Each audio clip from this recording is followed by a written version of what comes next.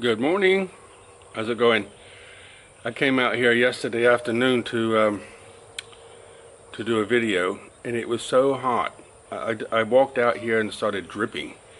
So I thought, cancel, do it in the morning. And during the night, it was like a nightclub out here. Vroom, bang, boom, bang. Rain coming in sideways, dropping all over the place. Woof, bang.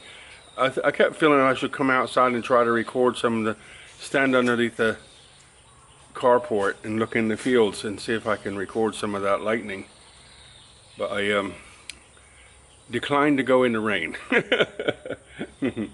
So I come out here in the early morning, and I have a shirt on because it's not that hot. So what's the issue today? I've had this issue for a while, and I keep trying to think about it. I'm like, what to do. It's actually two issues, right? And I'm going to show you them, and they're bizarre. But let me show you the first one. It's my fuel light keeps staying on. I can go to get gas. I can go get diesel, and I'm full to the top, and the fuel light stays on anyway. And it first happened when I went to Senna, which is about an hour from here. So I was on my way back from Senna, so I've been driving about an hour and a half, and on the way back, and I needed fuel. I always try to keep, because it's a diesel, for what I learned in the green clothes days, try to keep your tank full all the time because condensation.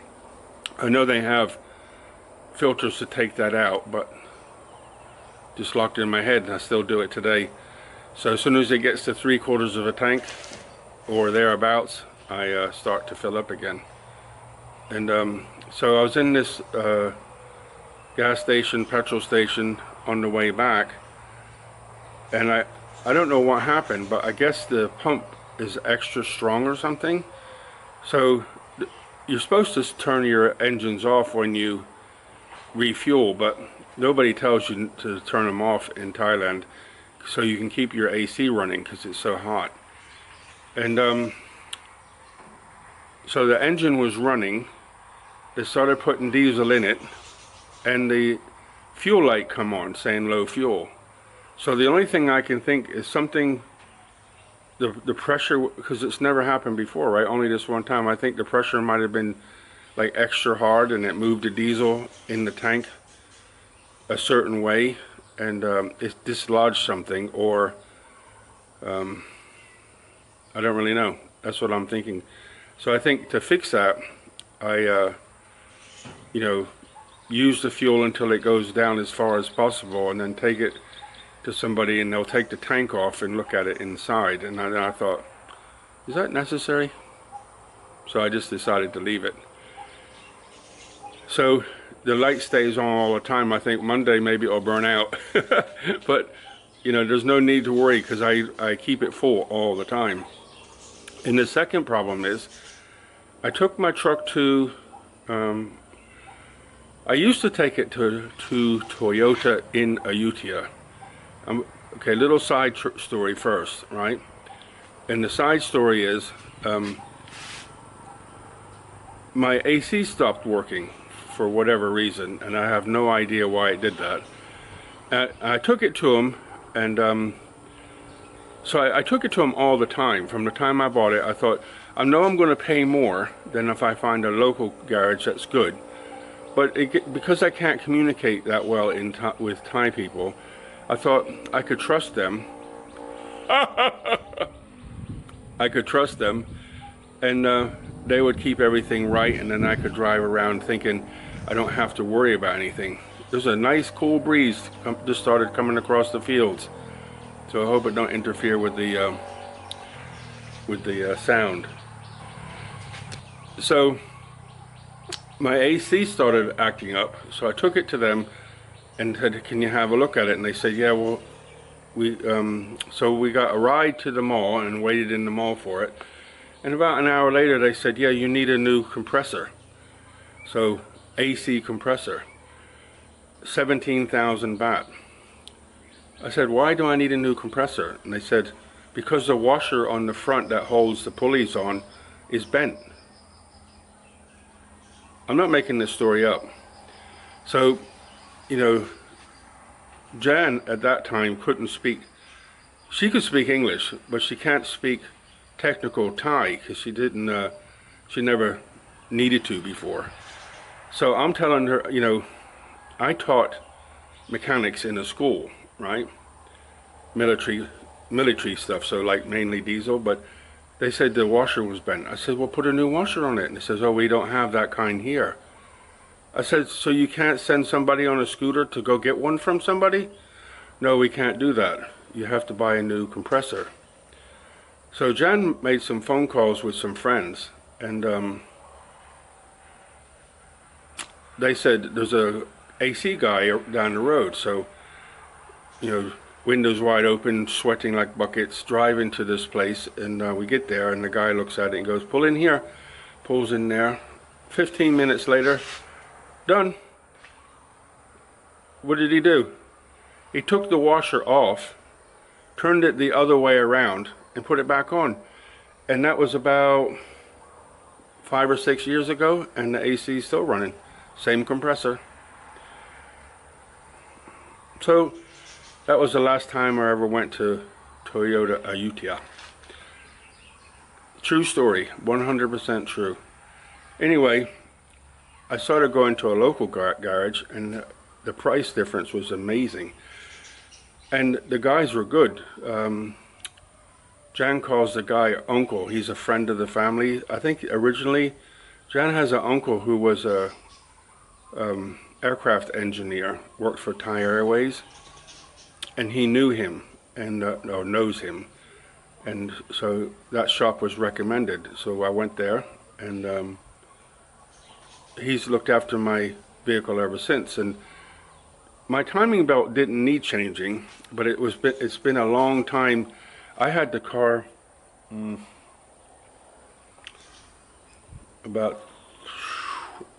so it was done about coming up to 2 years ago. So I would have had the car already by about 10 years. Yeah, about 10 years I had the truck. And so I thought, you know something? I think it's time. So I wanted them to change my brakes, because Toyota said they needed changing. Well, I drove it for another like 5 years, and they're still fine. But anyway, I took it to him. So I said, when I needed to change the brakes, there was no problems. But I just thought, change all the brakes and change the timing belt. So we took it in, changed the brakes. You know, they didn't need bedding in too much. They were they bedded in pretty fast. But the problem with the timing belt was, he said, the timing belt's been changed, but the timing belt light is staying on. And I was like, why is that happening? He goes, we can't figure out what's going on. And it just went like this. So every time I start, the timing light would stay on. But there's a little secret, and let me show you that secret, okay?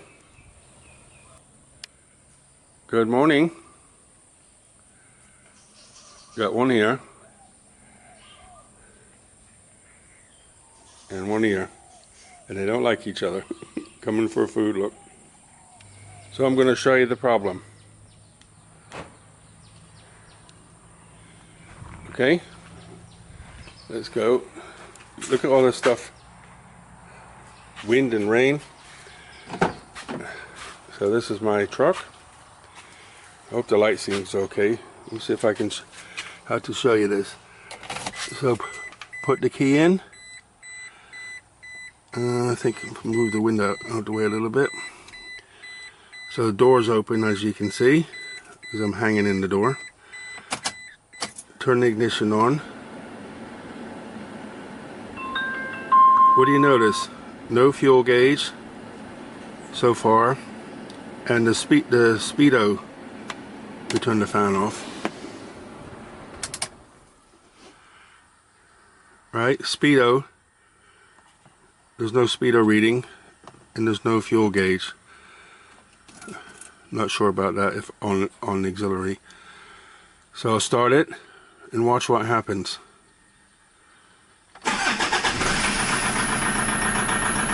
So see the timing belt light flashing? Still no speedo, still no fuel.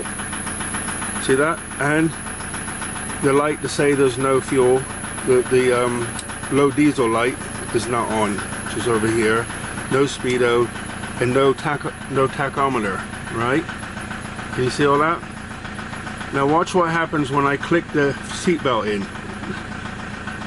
Hopefully you'll hear the click. I'm not editing this out because I don't want you to think so I'm wiggling a bit, but I don't want you to think I've done something. Ready? I'm just going to click the seatbelt in. What happens? I have fuel now. There's my low fuel light, full tank fuel light, speedo, and now you can see that the RPMs are at, let me turn the lights on, you can see, there you go. So you can see it's idling at about 800. Lights are on, fuel, so everything's working now, and I have a speedo, you know, this odometer's working now. Interesting or what? Lights off. And put my AC back on. So when I go somewhere, then I can undo my seatbelt.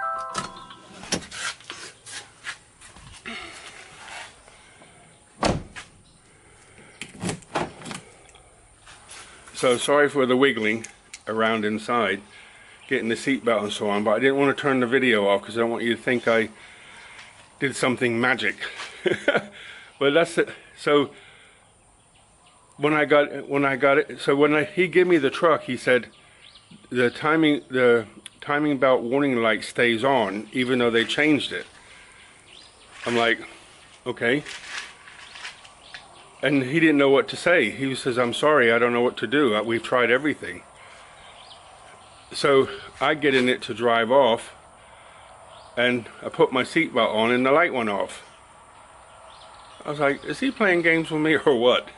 So I didn't know what to do. I just left it and watched it over a couple weeks. And now it's been about almost 2 years, I guess. Maybe about 2 years. So I keep thinking about it, trying to, you know, what is the problem? Well, the fuel tank, I'm sure something got dislodged or disconnected or something happened in the fuel tank. So that would be just a case of using the fuel. I let it go down to 1/4 of a tank, just under 1/4 of a tank, and the light still stays on. So I think the only thing to fix that is, you know, use as much as you can, and then take the tank off and fix that. You know, maybe put a new float sensor in there or whatever. And then the timing one, this is what I think. I think there's some kind of earthing problem. So I'm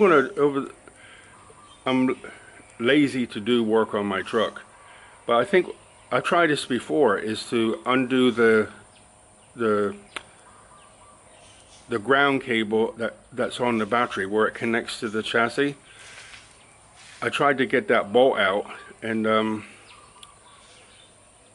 you know, I'm twisting the metal instead of the bolt coming out. So I have some new tools now, so I think I can have another attempt. But I think take that off and clean it and put it back on. It might solve the problem. It could be an earthing problem. But the other thing I thought of doing, I know this is I guess I don't know if it's good or bad, but what I thought about doing is maybe getting a new seatbelt holder, because the electrics in it might be better. So I have no idea, why would that do that? Why would nothing work until you put the seatbelt on, other than a grounding problem or a problem?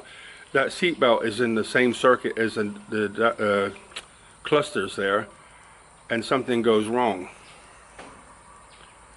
What do you think? Anyway, leave your advice or information or whatever in the comments, and the dilemma will go on. What's happening today?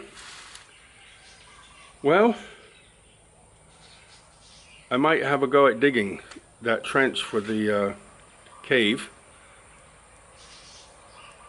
but it's the sun's starting to come out, break through the clouds, should I say, and it's starting to get crazy humid. So I'm still a little bit sore from cleaning up the garden and tidying up all that building material. So I think maybe leave it one more day, or if I get a burst of inspiration, I'll have a go later on. It's not hard, it's not long. You're talking about 1.5 meters, sorry, about 1.2 meters, 18 inches deep, 2 times. Not big. So as a 40-year-old, I would have said, come on, let's get it done now. At almost 70, you go, take your time. Retired, I can do it when I want, right? Okay, guys, I'm going to sign off. I hope you have a wonder-filled day. Buckets of blessings, rivers of peace, joy, and kindness. All the very best.